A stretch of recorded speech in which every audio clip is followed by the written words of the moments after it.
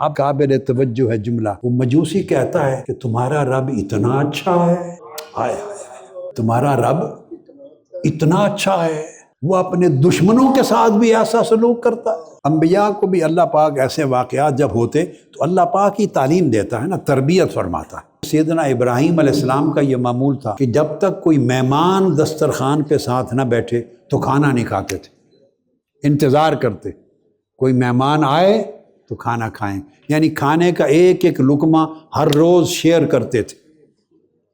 ایک مرتبہ ایسا ہوا کہ 3 دن گزر گئے، سیدنا ابراہیم علیہ السلام کے پاس مہمان نہیں آیا۔ 3 دن آپ پریشان ہو کے باہر نکلے کہ کوئی مہمان ڈھونڈ کے لے آؤں، ڈھونڈ کے لاؤں۔ جب باہر نکلے تو ایک مجوسی نظر آیا، مسافر تھا۔ مجوسی آتش پرست ہوتا ہے، آگ کی پوجا کرنے والا۔ اس کو طلب تھی کھانے کی، آپ نے اسے اسلام کی دعوت دی، توحید کی دعوت دی۔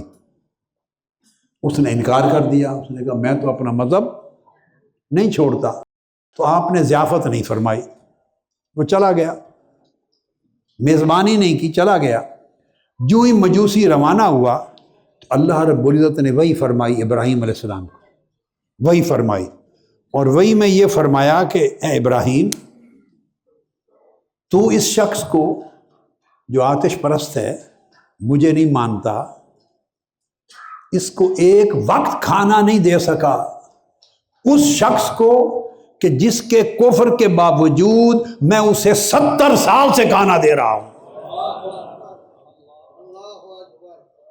وہ آتش آگ کو پوچھتا ہے، میری عبادت نہیں کرتا، مجھے مانتا ہی نہیں، اس کے باوجود میں جس کو 70 سال سے کھانا دے رہا ہوں، رزق دے رہا ہوں، تو نے ایک دن کا کھانا دینا گوارا نہیں کیا، دے دیتے تو آپ کا کیا جاتا۔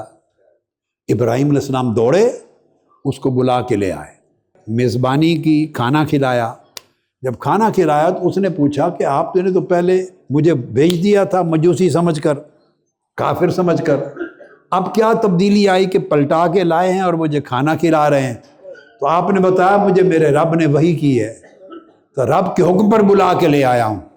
اب قابل توجہ ہے جملہ، وہ مجوسی کہتا ہے کہ تمہارا رب اتنا اچھا ہے، ہائے ہائے، تمہارا رب اتنا اچھا ہے، وہ اپنے دشمنوں کے ساتھ بھی ایسا سلوک کرتا ہے۔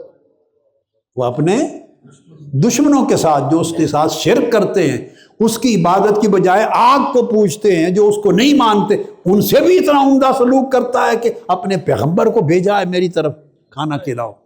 تو اگر رب ایسا ہے تو اس رب کا کلمہ پڑھا دو۔